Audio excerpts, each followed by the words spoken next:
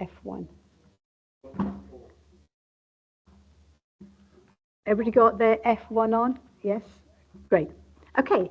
Can I welcome all members and officers to this meeting of Cabinet Committee Equalities, which will be held as a hybrid meeting. The meeting is being recorded and will be available via the Council's website to be viewed as soon as is practical following the meeting. Everyone participating in this meeting will be accessing this meeting either from the Council chambers or from remote locations. Please could everybody ensure that mobile phones are switched off or to a silent mode. Members will have received an electronic copy of the agenda. I will ask officers to present a summary of the key points. For the record, the agenda can be viewed on the Council website. Members and officers will be speaking at various points during the meeting, and those speaking may switch their microphone on at that point. But I would ask that, with the exception of myself as chairperson, at all other times you keep your microphone switched off, as this will help to minimize any background noise and interference, and to ensure the connection remains as stable as possible. All members attending remotely are asked to keep their cameras on throughout the meeting.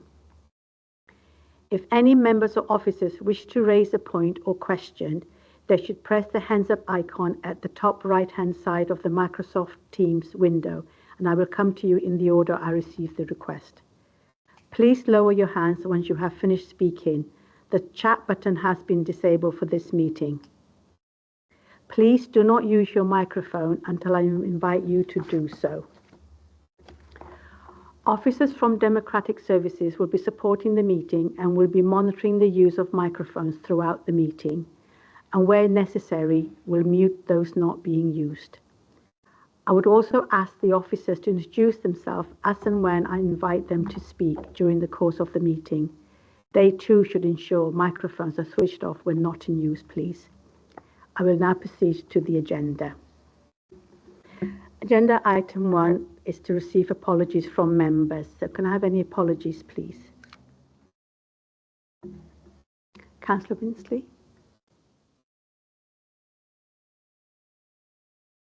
Hi.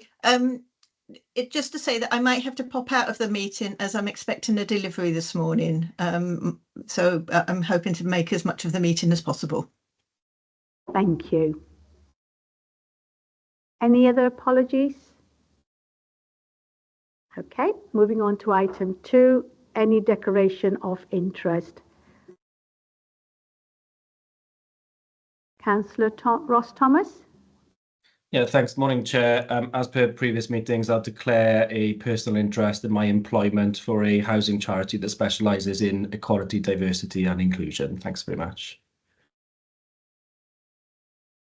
Thank you. I noticed that your name didn't come up on the side with your hand up, so I don't know if that's an IT issue. If the gentleman in the office could monitor that, please. Thank you. Approval of minutes. To receive the approval of the minutes of the Cabinet Equality meeting held on the 20th of March 2024. Could I have a mover and a seconder, please? I'm happy to move, Chair. Thank you, Councillor Gebbie. Yeah, happy to second, Chair. Thank you. So we move on to our first report, annual report on equality in the workforce. So can I invite the office, please? Thank you. Thank you. Good morning. For the purpose of the recording, my name is Paul Miles. I'm the Group Manager, Human Resources and Organisation Development. I'm presenting this annual report on equalities in the workforce for 2023-24. This annual report is brought to committee each year to provide an update on data and information with regards to the Council's workforce. The information is a snapshot as of the 31st of March, and it assists us to meet our statutory duties and obligations in relation to the Equalities Act 2010, as well as public sector equality duty and Welsh language standards.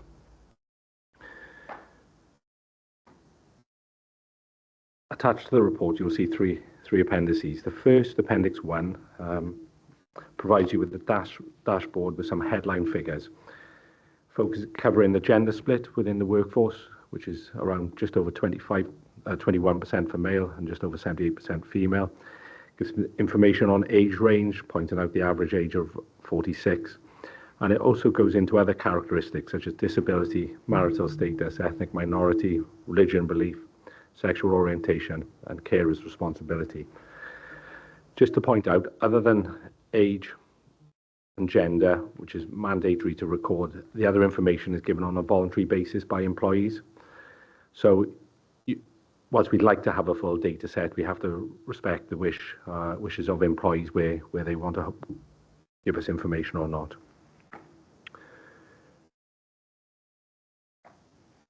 Appendix 2 provides a more detailed overview of the workforce by protected characteristic as of the 31st of March 24, with some comparison in trends for the last 2 years. To note that during the 23-24 reporting year, it was approved that the introduction to equality and diversity and Welsh language awareness e-learning modules would become part of the corporate induction framework, and therefore mandatory courses for new starters and current employees to complete. So far, nearly half the workforce has completed those modules. If I just take you across then finally to Appendix 3, where for the first time we've included some information on pay in this report. Okay, so every employer with 250 or more employees is required to report on their gender pay gap data, and we've been reporting this since 2018, 2019. Looking at the gender pay gap for the council on the 31st of March 24, shows that women earn 89 pence for every £1 that men earn when comparing median pay.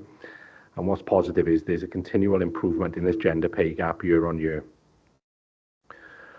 Although we're not officially required to report out on pay gaps for disability and ethnic minority, we have prepared some data for those two protected characteristics.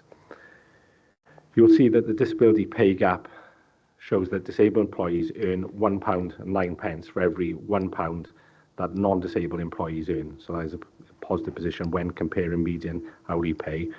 But again, back to my earlier point, it's got to be noted that we do not hold information on all people for this protected characteristic. So we're missing 21% there. Moving to the ethnic minority pay gap for the same period, it shows that ethnic minority employees earn 94 pence for every £1 that non-ethnic minority employees earn when comparing median hourly pay. And again, not a full capture on that, so we are missing 15% of the data within that. I think we'll continue, just to add, we'll continue to include pay information in future years, and then we can start looking at some more comparison with that. So therefore, I'd just like to take the chair to the recommendation of the report, and that the information contained is noted. Thank you, Paul. And thank you for including the pay gap for other underrepresented groups. That's really good to have that information. So I'll open up to questions now, please. First one is Councillor Gebbie. Thank you very much, Chair, and I'm happy to move noting the contents of this report. Thank you very much to you and your team, Paul. I really do have an interest in this, and I am pleased to see the reduction in the gender pay gap, albeit slight. However, it's an ongoing piece of work, and we all know that will take a significant number of years. In fact, it's taken us decades anyway to get to the position that we are in relation to the gender pay gap. I do have a couple of questions in relation to your Black, Asian and minority ethnic terminology, and that is, who has decided that is the terminology you are using? Because under the race equality, we're supposed to have that minority identify themselves. That's my understanding of the implementation around that. So are we doing something around that? And are we going to have an employee, Black and ethnic minority group, whatever the terminology is that they are going to use going forward? And I am pleased to see that our disabilities is not really an issue in relation to pay gaps here. I appreciate that we don't have all that data.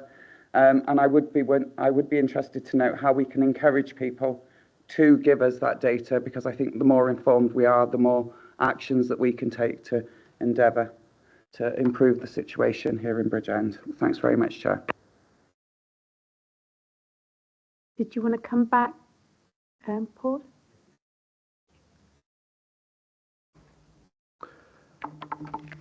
just picking up on the first point. We'll go away and take some advice on that. Councillor Gebby, we understood as BAME or is not a term to be used to emphasise certain ethnic minority groups, but I think we'll just go away and seek some clarity on that if that's okay. I think the second point on data capture, and that's a real challenge for us at the moment, is ensuring we gather this information and a lot more from employees. So I think with the resource we have, we are looking at a StaffNet portal where all employees, regardless of being desktop users or not, can log in. But that, we have to be realistic. That will take a little bit of time to roll out and does involve some other sections wider than just the HR service. But I think our commitment this year is to really aim to improve the data capture we have from employees, so we have richer information. And I think when I'm presenting next year, hopefully I'm not saying figures such as 15% or 21% gaps when we're reporting on the various pay gap data. Are you okay with that, Councillor Gebby? Yeah? Thank you. Can I call Councillor Amanda Williams, please? Thank you very much. My question is on the age range data. We see that over 38% of staff are 51 or over, and yet just over 5% are under 25. Now, we all know we're struggling to attract people to certain roles and that there have been recruitment issues. So I wondered what we're doing to encourage more younger people into the workforce. Otherwise, we're going to reach a point where we're going to have people retiring and not that many younger people coming into BCBC. Thank you. Thank you, Councillor Williams. Yes, thank you. I think there's a couple of parts to pick out there. I think the first is we do have an ageing workforce, and we are aware of that. I think the landscape has slightly changed in terms of retirement dates, and we are seeing employees work on longer in their careers, with a wider stretch now of the minimum pension age currently being 55, and that's due to increase in a few years. So I think there is an expectancy people will work longer, just by the changes with pension. In terms of the makeup of our workforce, which is really important, colleagues in the learning and development team with us are actively going out to schools to promote careers within the council as well as apprenticeships. So we are really conscious of what we can do there in terms of those younger people. And one of our focuses probably over the next 12 months as a HR service is looking at how we engage with people applying for jobs and what social media platforms we use. Because I think that is linked to the age group of who we're looking to recruit. So whilst we don't have the immediate answers to that, we have already started to undertake some work to understand how we can access the younger generation in terms of looking at our services and looking at coming to Bridgend to work. Thank you, Paul. Councillor Williams, are you happy with that response? Yes, thanks. I'd be interested to see how schools are responding to that, because I've raised in previous meetings a couple of years ago, for example, Brinteg used to offer a course, an A-level and a GCSE that was all about working in local authority in, I can't remember the name of the course now, but it was to do with social care. They've stopped that now because of lack of take-up, but had we got in there early enough, that might have been continuing. So I think we need to make sure that we are doing as much as we can with the schools. Thank you. Thank you, Councillor Williams. I guess from me, just on that note, are we encouraging young apprenticeships to come in? Because I know we've got lots of children leaving care. How do we link in with our employability team to use that funding to get some training involved and get some young people into workforce? So we have our apprenticeship scheme that we've run since 2013. It's a very positive scheme. I think we've had over 160 apprentices through. I think we've got just over 30 currently engaged. We're about to look to go out to some more.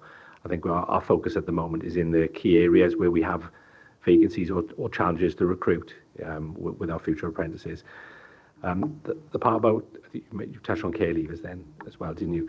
We've been working with colleagues from social services, and we're due, myself, Angela Granville, and another colleague are due to go and meet with, do a session with care leavers to talk to them about employment with Bridgend Council and employment in general, to just try and support them to look to find employment opportunities with us or elsewhere. So that's something we're actively looking at and hopefully can feed back on in future sessions. Sorry, one more question from me. Kickstart. We're doing a scheme called Kickstart where there's funding to employ people for 6 months. Are we getting involved in that and using that scheme to employ people?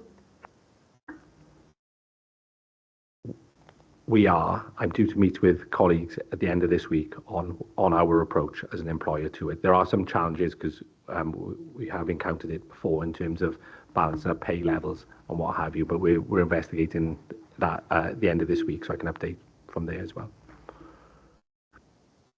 Sorry, I took privilege then, didn't I?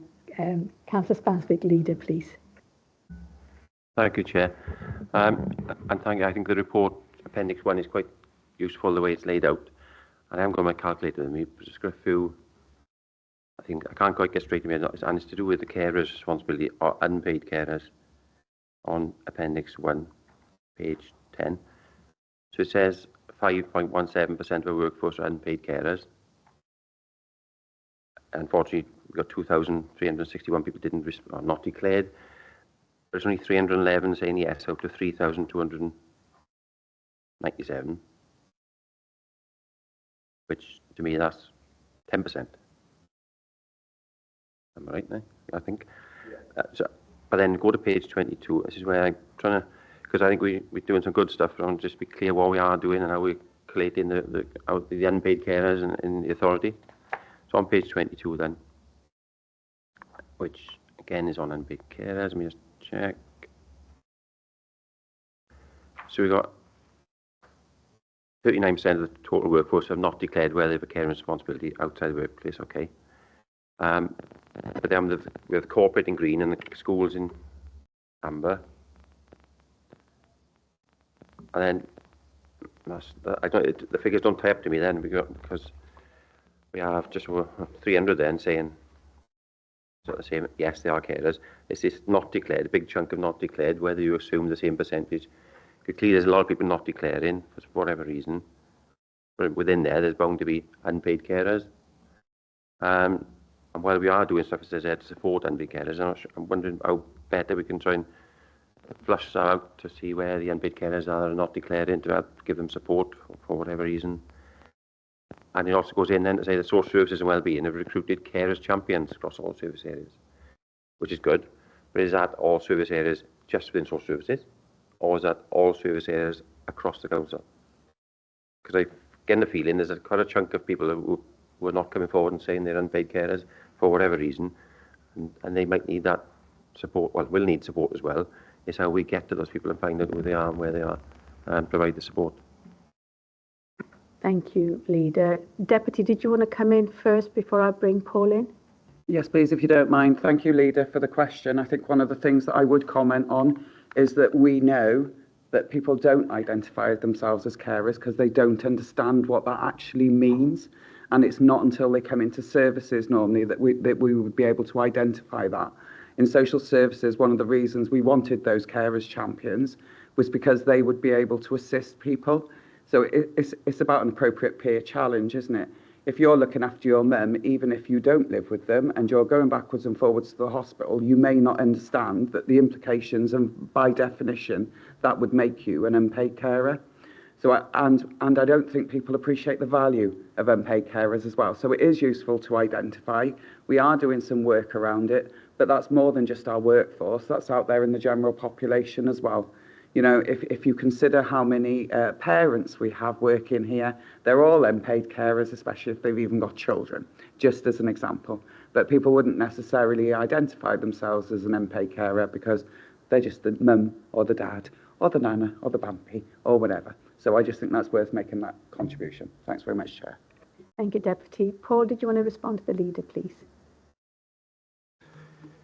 Yeah, I think I agree with you in terms of the level of information we have in terms of representation. That is a challenge, and we've noted that earlier. I think the 5% reference is in terms of the whole workforce, and whilst I'm with you on the point that there will be some unpaid carers in the category of the undisclosed reference, at this stage we can only go on what we know and not make those wider assumptions. But I think, alluding to my earlier point, the more work we do on data capture and gathering that information and encouraging employees to give us that information will make that sort of value, whatever it is, richer in terms of its level of accuracy, really. So I think that, you know, we know that's our challenge, and we've got to work through that, I think, in the next year to try and improve as much as we can data capture, which will make all this information a lot richer. Thank you, Paul. Leader? Yeah, so thank you for that, and thanks, Deputy Leader. But I suppose we do need then carers champions across all directorates. That's clearly happening in social services, but not happening elsewhere. And carers and big carers are not just limited to social services and wellbeing. We need to spread that across the council. Did you want to come back in, Paul? Yeah, I think that's a good point, and we'll take that away and work with colleagues to see how we can improve that across the directorate. Thank you. Councillor Capras. Yes, thank you, Chair. With regards to the gender pay gap, I was obviously these things can come about when certain people go for certain professions, but we have seen an improvement, so I'm assuming that is from the living wage. However, if we were to try and get it to try and equalise it as much as we possibly can, what sort of plans has the council got in place? Are we, for instance, looking at how many women are going for promotional opportunities and how successful are they when they do apply for them? Thank you. Paul? Yeah, so the main driver for the increases has been the National Pay Awards, because those of you who've seen the National Pay Awards over probably the last 4 or 5 years have seen that when the increases come through, is a greater percentage increase at that lower level. I think the makeup of our organisation is a challenge in terms of the amount of services we host in-house as opposed to external, and we've got catering within, where other organisations don't, and that's why they have a varying outcome. One of the things we're looking at to support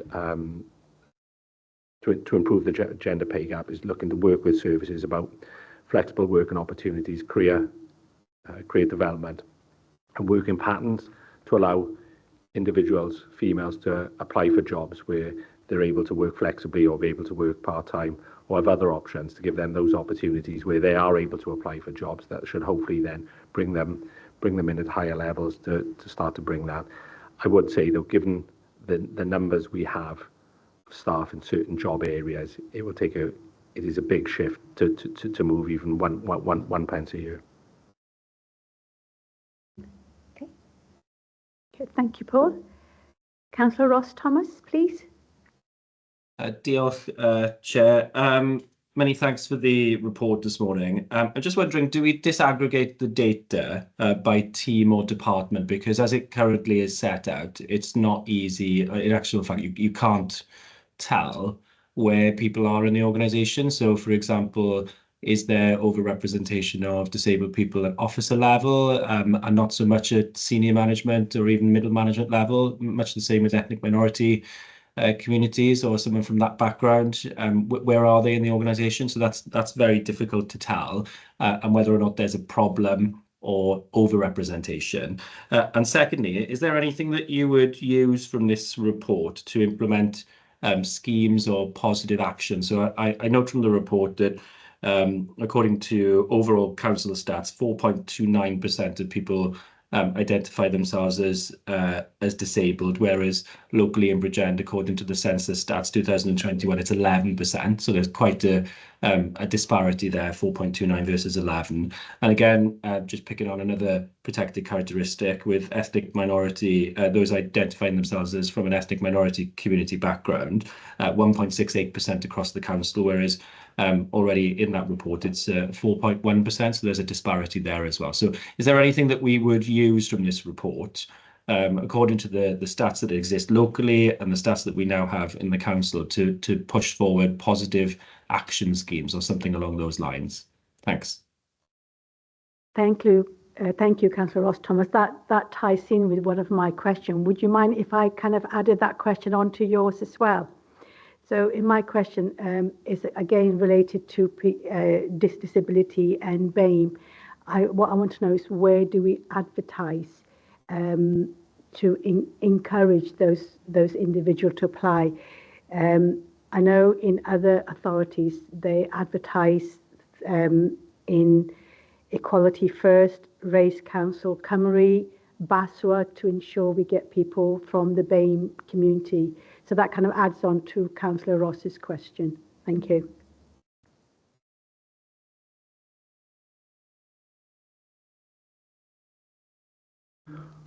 Right, thank you both. If I just pick up the data position first of all, we don't break it down into any sort of services or anything lower than that at this stage. There is a slight challenge in ensuring we keep confidentiality in terms of how the data is presented. You'll see within the report certain fields, I think it's five or less, we can't declare it.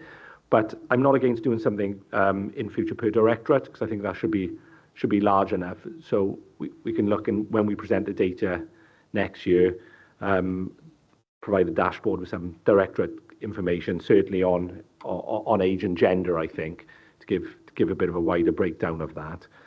I think the next 2 points were in relation to recruitment and the groups where we're recruiting. I think we're actively will recruit wherever we can. I think if I pick up the disability part in the first bit, we have a guaranteed interview scheme for disabled applicants.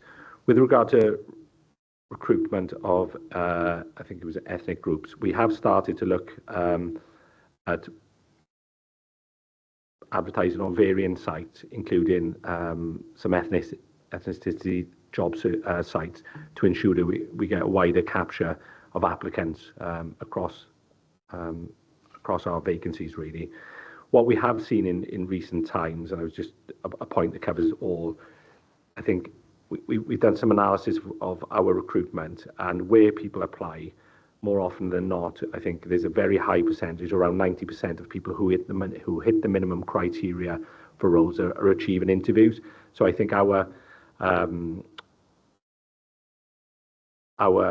focus is just getting our reach out there to invite more applicants in, and we're currently working to introduce Progen on an ethnicity job site to enable wider promotion of our opportunities. Thank you. Councillor Ross Thomas, did that answer your question, please? Yeah, thanks. I think it would be really useful if we can have some sort of disaggregation in next year, just to see where there is over and under representation in the council. Thanks. Just on advertisement, Paul, I know that you can advertise on Race Council, Cymru and Baswa network, because we've already made inquiries with that. Okay, thank you. Councillor Howard-Williams, please, next. Yeah, thank you. First point I'm going to make is around the carers. I know there's a short debate about that, but I'm just wondering if there was actually a definition within the Act of what a carer is, because anyone with a family can say that they're a carer, isn't they? But you might not identify yourself as a carer, even if it might be just very small caring duties, as opposed to more of a general caring provision. So when you ask that question, I'm just wondering, how do they assess themselves as a carer, and are there any guidance there? So that was the one point on that. But then my more substantive question, I suppose, is how do we compare with other authorities? Because I look at this information, and it's interesting information, but I want to know, how can I use this information to improve service delivery? And what do I need to take from that? So I want to try and understand, I suppose, what does good look like? And then, because there's two methods of leveling up, of course. You can level up and you can level down, can't you? So, you can get parity in pay by employing more males at lower rates, and then you can equal that up, because obviously we've got 4,000 basically female employees and 2,000 male employees. Most of the average of the female employees are in lower paid. So there's two ways of equalising, I suppose. And I'm not sure that's a good thing. So I just want to understand, what does good look like? Are there any guidance within the Act that you know, is this a place that we need to be aiming to get to then? Thank you, Councillor Williams. Lots of questions there for you, Paul. I'll pick up the easy one first then, if I can. We have a carers protocol for staff, and it's got a full definition in there of what protocol is. So I can share the document. Information's within the report, but and all staff can access this as well. Is the important point I wanted to put across. Probably not so easy question to answer is the refer to gender pay and how that looks. And I think I've seen other authorities, they have some are in a better position, some don't have a pay gap, some have female paid median above male. The challenge is the makeup of our workforce. All our employment, so if we just take a step back, all our recruitment is done on criteria for the role, irrelevant of the individual. So there's no bias in terms of the applicants. Whilst we have guaranteed interview schemes, once you're in that interview, it's on merit, on job requirements, qualifications, and what have you. The structure of our workforce is probably the main determination of where we come on gender pay gap. And when you compare it with other organisations, we all know we haven't got the same makeup of in-house or in-house or external services. So that presents the challenge where you have a large group of staff external in one organisation, that could be internal in another. You're not measuring like for like. So I think our drive has always been ensure we've got a robust, equitable recruitment process, and where we have data, we report it accurately based on the makeup of our workforce. And over time, I think the position is improving, and that's due to the national position and some revisions to our local pay structure. Councillor Williams, are you happy with that response?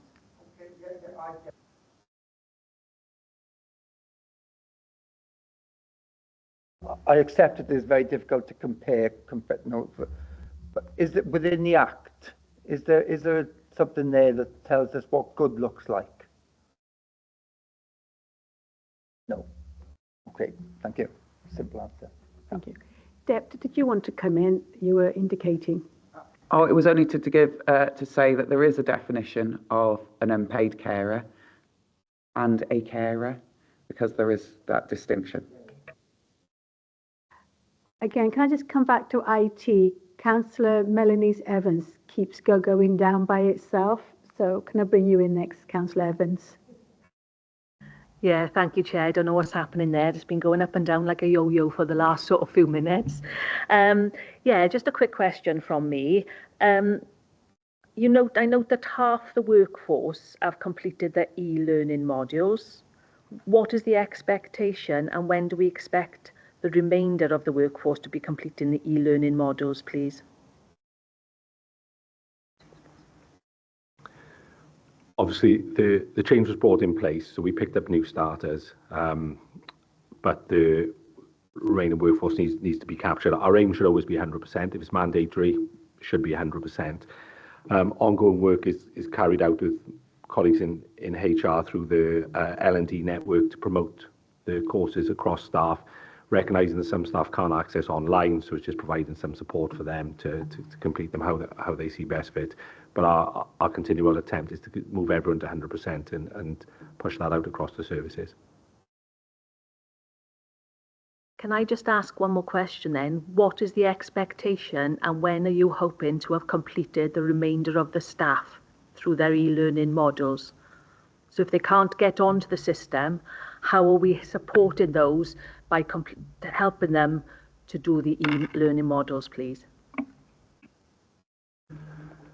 So where staff can't access online, workbooks are provided, so they're almost, it's the same information completed in a paper format. The drive to do so has to be through the services, not directly from us in terms of ensuring people complete them. But what we do is provide comprehensive reports to the services to encourage them to ensure staff complete them. Okay. Thank you. Councillor Williams, is that a legacy hand? Okay. Can I call in Councillor Paul Davies, please, next? Thanks, Chair. To go back to the pay gap thing, you know, that we've it's sort of been answered, but I sort of programmed this once. The problem we got is like aircraft pilots tend to be men, and the stewardesses tend to be women. So there's the gap, you know, that is huge, and it was sort of explaining how this all sort of works, you know.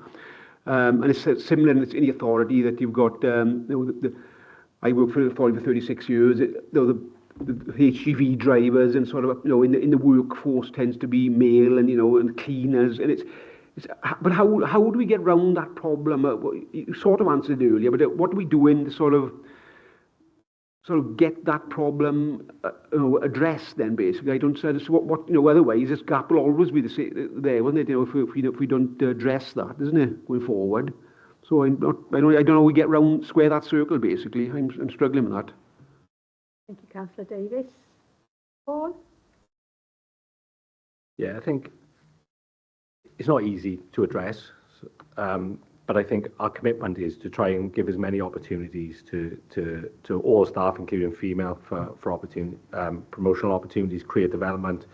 We've got job families, so to speak, across services, so it's important people understand their career pathway, where they can start with the organisation, or where they can progress to social care, come through as a care worker, senior team leader, you know, moving through. So I think it is about work we can do around that.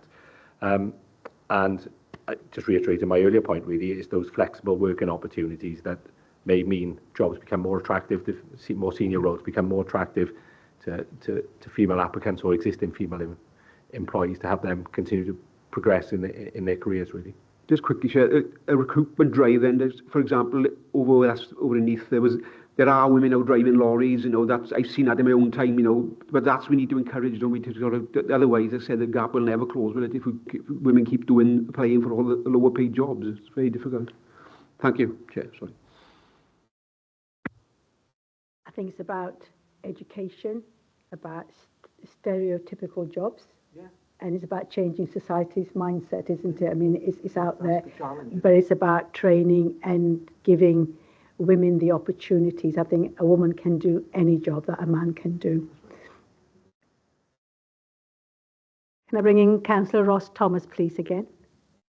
Thanks again, Chair. Yeah, so while I appreciate that this report is discussing employees in the council, I think there's some it feels a little bit weird to be discussing this in isolation, away from the diversity or lack of there within of elected members. So I think it would be useful, at least as an appendix, if at all possible, next year, to consider that. I mean, we're taking a critical lens, we're asked to take a critical lens to look at what the diversity and the makeup of our workforce is, without necessarily considering what the diversity of the council chamber is. And I no doubt we'd have some surprises there, because we can make assumptions, but I think that would be really useful as well, to see whether we are reflective of the County Borough of Bridgend. Thanks, Chair.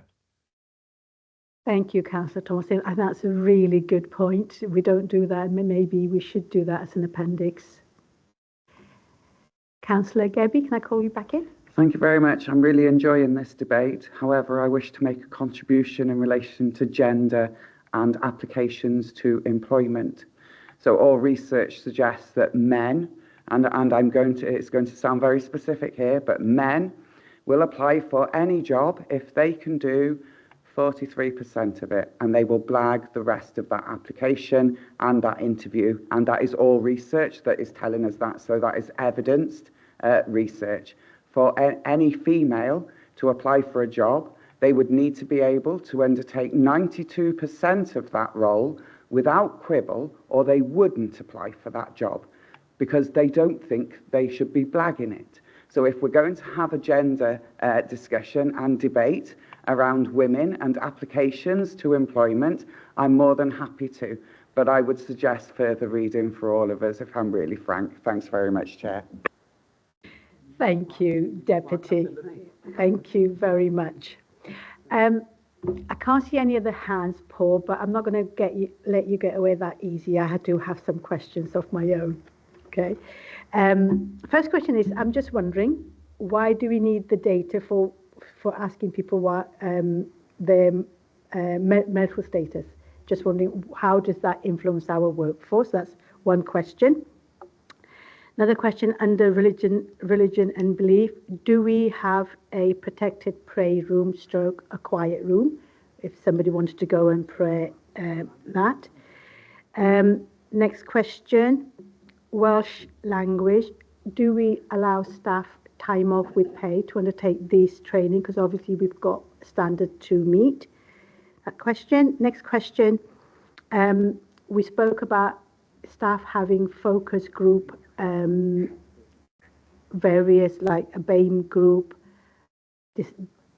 disability group, LGBT plus group. I'm just wondering, where are we at with that? Again, giving people time off with pay. My next question is, I know I've been harping on for the past 2 years now about us signing up to the Unison Race Charter and the Disability Charter. Like I said, it's been going on for 2 years. I need to know where we're at with that and why we haven't signed up to it. Last question is, I need to know, where are we with the Welsh Government Race Equality Charter, please? Thank you.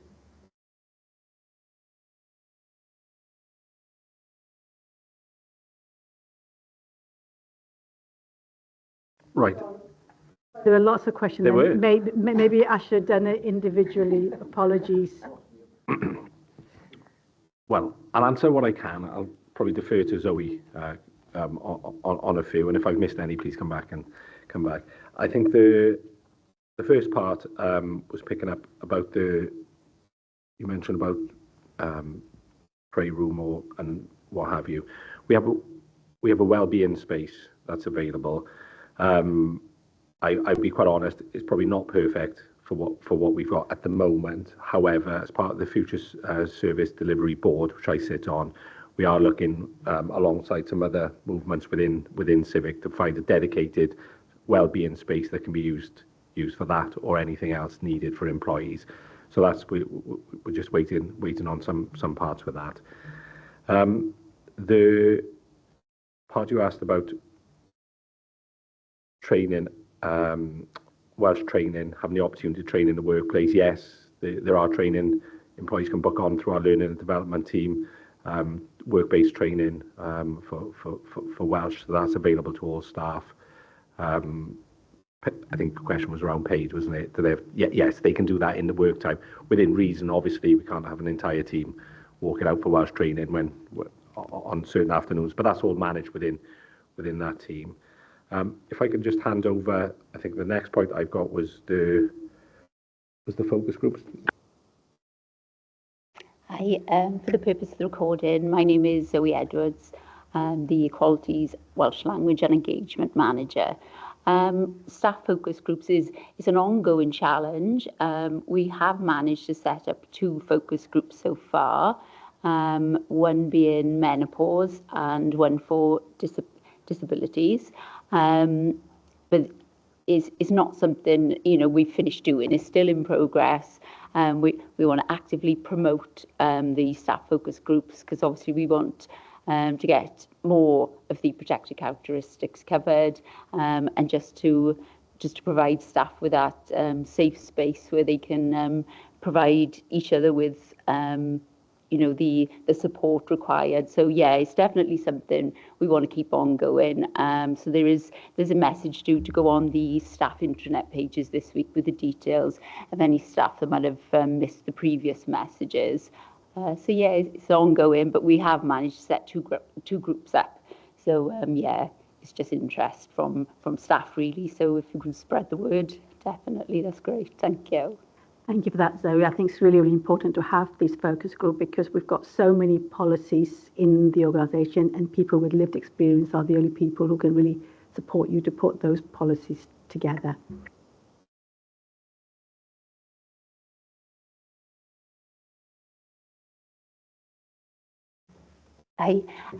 Just in relation to the Anti-Racist Wales Action Plan, what we've decided would be the best approach for this is to incorporate the commitments and actions from the Welsh Government Action Plan into our strategic equality plan.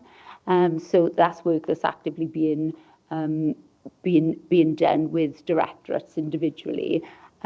We've got an Equalities corporate group set up that feed into that, and we've also managed now to get education involved, who've got their own Equalities forum set up, which I actually attended the first meeting this week, with the Anti-Racist Wales Action Plan being the main focus of those, and also the corporate equalities group. So yeah, that's something that's we'll hopefully have an update for that in the next meeting. So yeah, positive things and lots going on.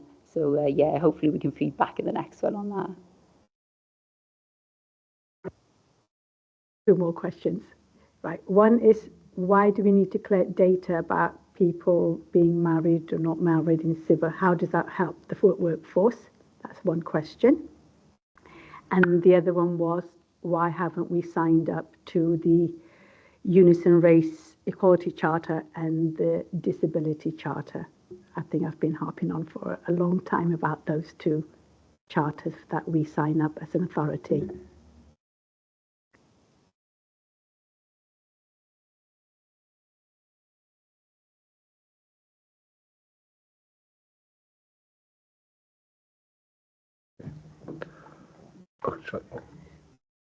Do you want me to, sorry, Chair, just for the sake of the recording, I'm Carrie Slord, I'm the Chief Officer for Finance, Housing and Change. With regard to the 2 charters, can I suggest we take that away and provide an update for committee with regards to where we are? If there are any issues that are preventing us doing that, then obviously we'll share those with you, plus the proposed ways of getting around that. Thanks, Gareth. The married question on... I'm just curious, why do we protected, collect that data? Yeah, it's a protected characteristic. So we're required to report. Well, we've included it within those reports. Councillor Evan, I did see your hand go up, and I wasn't sure, Deb, did you want to come in first? No? Okay. Councillor Evans? Yeah, thank you, Chair. I did want to have another question, actually. I note that the Council renewed its disability confident status during 23-24 and will be pursuing the next level, disability confident leader. I was wondering, what does that next level look like, please?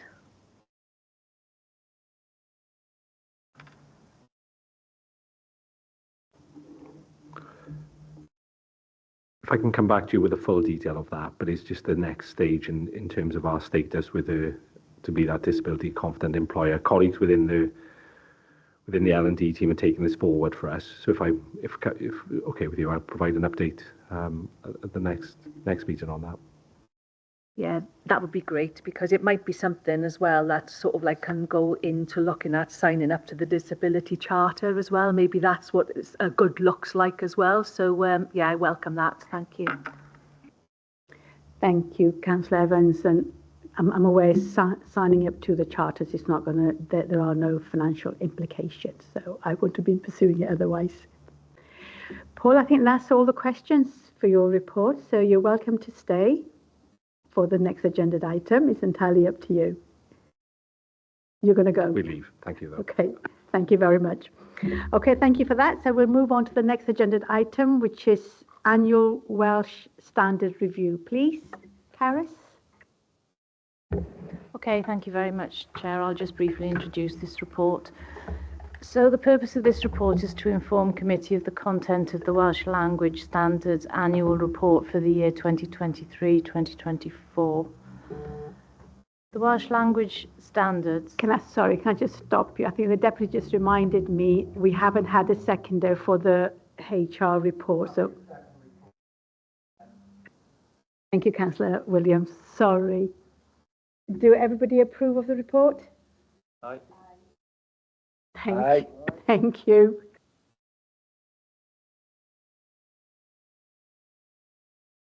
That's fine. Thank you, Chair. So the Welsh language standards require the Council to produce and publish an annual report by the end of July each year. So the report you have this morning at Appendix 1 covers the period the 1st of April 2023 through to the 31st of March this year. And it outlines how the Council continues to be compliant with the standards, as well as highlighting some new developments and areas of progress that have been undertaken during the year. There's quite a bit of detail in Appendix 1 about how we're ensuring that the standards are being met. And some of the work that's being done includes the Welsh language e-learning training module is now mandatory for all staff to complete.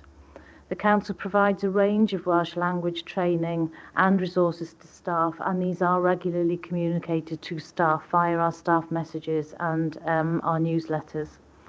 Work is currently ongoing to ensure that our telephony options are available to customers and that they're fully compliant with the Welsh language standards. We continue to work to support the Welsh Education Strategic Plan, which has included the launch, promotion and ongoing marketing of the Welsh Medium Education Journey video. We continue to ensure that the Welsh language is treated no less favourably than the English language on all of our advertising materials. We also provide a Welsh language option at meetings, and the necessary arrangements can be made to facilitate that when required. And also work has been undertaken during this year to continue to develop the bilingual content and functionality of the Council's websites. So for instance, residents are now able to report issues to the Council via Welsh Medium forms online if they wish to. During the year, Internal Audit carried out an inspection on our Welsh language adherence against the operational standards, and the audit identified a number of strengths and areas of good practice, and those are outlined for you in Appendix 1.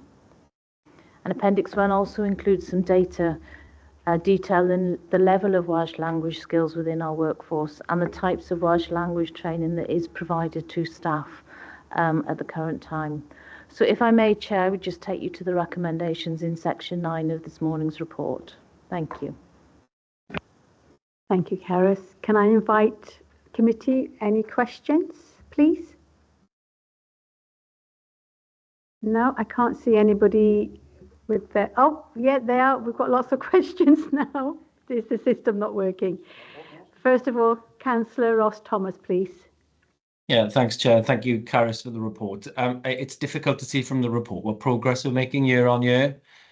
So while this is very specific to the year to the 31st of March 2024, I'm unable to tell what progress we're making or otherwise over the last few years. So I think that would be really helpful to have some context. And secondly, it's a question to cabinet members and to the leader specifically, really. Can you confirm? Obviously, I understand Councillor Elaine Winstanley is our member champion for the Welsh language, and great to have her on the Equalities Committee here today. Can you confirm whether the Welsh language sits under a cabinet portfolio, and if not, whether serious consideration will be given to it, given the commitment that the local authority has to the Welsh language, as well as the national commitment to 1 million speakers by, I think it's 2050. I think that does need serious consideration so that it's held at a level where there is greater accountability. Thank you, Chair. Thank you, Councillor Thomas. Leader, would you like to respond to that, please? Yeah, thank you, Councillor Ospenn-Thomas. There's no deliberate oversight for it not being specifically mentioned with any one cabinet portfolio. Because as far as I'm concerned, we're all responsible for promoting the Welsh language. It could be put within one portfolio. I think previously the leader was there as a Welsh champion in the past. But we're trying to open up the champion's role of sake of another across all types of activities to other members other than just cabinet members.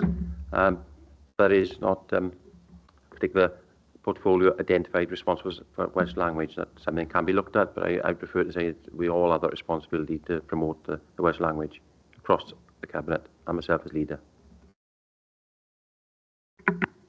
Thank you, Leader. Before I go to the next question, can I have a mover and a seconder for the report, please? Happy to move, Chair. Thank you, Deputy. Can I have a seconder? Second. I'll second, Chair. Thank you. Thank you, Councillor Maxine. Cerys, did you want to respond to what Councillor Ross Thomas raised in? Yeah, I think Councillor Thomas has raised a valid point, really, about how we detail in the report the progress that we've made. So you're absolutely right, Councillor Thomas. It's a snapshot, really, of what happened in the last financial year. Next time we report to you, I suggest we do some sort of a table or a graph or something that indicates, you know, what our priorities are and how we've progressed against them over a couple of years, so you can see progress. Thank you. Can I bring in Councillor Elaine Winsley, please?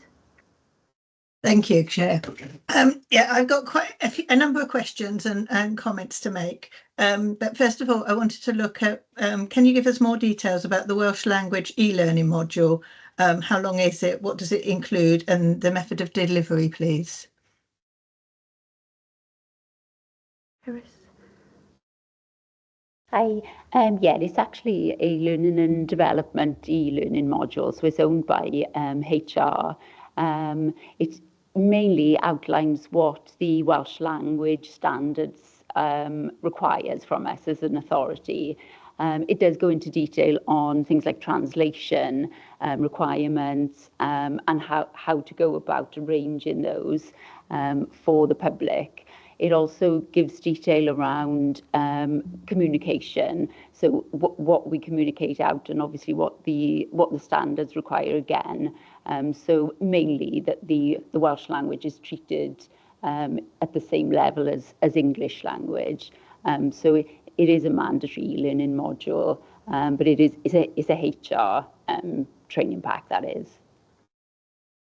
Thank you. So that particular module is about the theory around the Welsh language and how we should be using it, as opposed to an actual language learning module. And I believe in our previous agenda item, there was some mention of how Welsh language courses can be taken with pay. And I know previously people have taken advantage of that. So that's great. What are we doing to encourage more staff to take up language learning in the authority and to have those opportunities that we are offering? We try and encourage staff by getting involved in the more promotional side of Welsh language. We try and celebrate Welsh language days, things like Welsh Music Day, Shwmae Day, where we tend to have like a coffee morning and invite Welsh speakers, Welsh learners, or people that can't even speak Welsh that can come along and just get involved and maybe learn a little bit more about the culture and the language, and hopefully then that gives them a bit more confidence and the want to maybe take up the beginner lessons. So there's a lot of promotion and things that go around to staff, different Welsh Government initiatives. We try and share those because they are things that we can do about promoting the use of Welsh language in the workplace as well. Thank you. Thank you. And I've just got one more question. And again, it was raised a little bit in the last agenda item, but I think it's worth pointing out again here that a lot of people didn't declare what level of language they had. And again, they may be not aware of the different types of levels. And obviously people can be entry level, which is being able to do the just basic greetings, possibly having accomplished Mynediad Un. So it would be really useful to try and get more of our staff to admit to all of the different aspects of equality, but especially the Welsh language, and to know that we can help them to develop their language learning skills. Diolch yn fawr. Thank you, Councillor Winsley. Do you want to make any comments, Zoe or Cerys? Just to say, I totally agree with Elaine on that, and yeah, we do encourage staff to try and admit to their Welsh language skills, and it's ongoing work with that. And I know the way that HR are recording the levels of Welsh language speaking and listening is changing just to meet the national guidance. So hopefully that'll make it a bit easier for staff to understand their level as well. But yeah, I do agree with you, Elaine. Thank you. Thank you. Leader, did you want to come back in? Question. Thank you, Chair. Yep. I have a question. But just to clarify the previous point on the cabinet portfolios, that while not specifically stated about Welsh language, the cabinet member for education and youth services does have responsibility for the Welsh and education strategic plan. It's not actually mentioned in the list of portfolio responsibilities, but it's contained within. So he's the lead member, but it's not particularly identified as member for Welsh language. The question I've got though is on page 51, sorry, trying to understand the terminology. We had a problem with a telephone line in 23. It relates to a full review of the IVR, whatever the IVR is, but that was resolved. So I'm just wondering what the IVR is.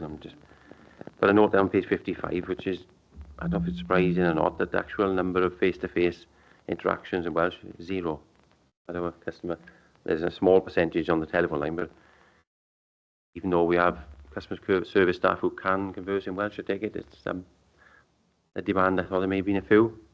Can't do much with that if people are, but it surprises me, to be honest. Just wondering though what the IVR, what the problem was, and it is now resolved on the telephone system. Thank you, Councillor Spassway. Thank you. Yeah, the IVR is the, sorry for the jargon, and I should explain that better. It's just the telephony messaging system. So when customers dial the main 643 line, they're met with the automated message, and the first question they're asked at that stage is their language preference, and then how they want to continue. So that's all that is. It's nothing fancy. And the issue we had, I think, with that was that when customers were choosing, so if they were choosing to converse in Welsh, when they were going through to some officer lines, there wasn't always someone at that number. So if they were being transferred then to a different number, the member of staff then wouldn't be aware that it was a Welsh caller. So hopefully now we've resolved that by putting some things in place with the help of IT. So yeah, that's all that was. Thank you. Yeah, thank you. Okay, can I bring in Councillor Gebby, Deputy Leader, please? Thank you very much, Chair. Just one quick question for me, and that is that there's something for me around in other organisations there is an expectation that people will be greeted in Welsh and acknowledge, just that very, very basic bit of Welsh. And is there something for us as a council that if you are answering the phone, you should be, it's bore da, it's not hello or hi, and I get, but it's just basic language skills. And is that a way of promoting the Welsh language? I do have issue. I'm all for promoting the Welsh language. I'm concerned about the level of Welsh in Bridgend anyway, and I am not a Welsh speaker, or my children are fluent. I really struggled with it, and I can speak German. So, that just gives you some indication of the difficulties of trying to learn the Welsh language when you're a more mature age, is what I want to say. So, and I can never get my tongue twisted enough. So, but there's something for me about, I can say Shemai, I can bore da, noswaith dda, and it's just that introductory level. There's also something about all week, all over the press, has been Welsh Week, and it's about the different levels of Welsh language spoken by us, and I don't think we actually record it in the same way. So I was pleased to see the new elements of this report about the descriptors, because I think that's really useful going forward. So it's a bit of a ramble there, but you appreciate the intent from that. Thanks very much. Thank you, Deputy. Leader, that's legacy hand, and the Deputy legacy hand. I think I've got two questions, if that's okay. One is, do we have a Welsh speaker in each department? So if people wanted to communicate in Welsh, that we could support that. And do we know how many Welsh speakers we have in each service area? I was thinking more like if you're doing a social assessment and somebody wanted that undertake that in Welsh, would we be able to provide a social worker to do that? Thank you. I don't think there are, or there is a Welsh speaker in every department. Whilst we do try and push recruitment of Welsh speakers, we do struggle with it, and it's an ongoing challenge, but not one we've given up on. But we've tried to put things in place where we've got Welsh speakers in other departments, so we can hopefully utilise those people to help, meet the standards. So it's an ongoing challenge. I think it's just we just seem to have low numbers of Welsh speakers in the authority. Thank you, Zoe. In other languages, if you needed to communicate in Welsh to do an assessment, you can pay to get interpreter. Would that be available for somebody to get interpreter who can speak fluent Welsh to undertake an assessment of need? Yeah, you're right. That's exactly what we use. We've got the translation services, which include the Welsh language, but also extends to any other language. So we use, there's two companies that we use that are on the procurement pages on the website, and there are also Welsh language guidance pages for staff online, and they do include the translation services that are available if you don't have a Welsh speaker available in the department. Okay, thank you. No other one more, sorry. Can give an example from me. My council tax letter that comes to me in Welsh and English. Obviously, that's duplication and there's cost. So how will we go about saying I only want it in one language? Is there facilities to do that? That's something I'll have to take back to the service, I think. I can only imagine it's an automated system with the bills, but we are trying to encourage more people to do it online, obviously, to save paper costs, anyway. But we do appreciate that, that's not suitable for everyone. But I'll take that back to the service area, though. Thank you. Okay, no other questions. We've had the report moved and seconded. Everybody in agreement? Aye. Thank you very much. I think still your show, Zoe and Keris. We're on to the next agenda item, which is Equality Impact Assessment Annual Review. Okay. I've just been somebody's requested a break. Can we have 5-minute comfort break, if that's okay? What time is it now? It doesn't tell me the time on this TV. What time is it? It's 10 past. We come back at 15:15, please. Thank you.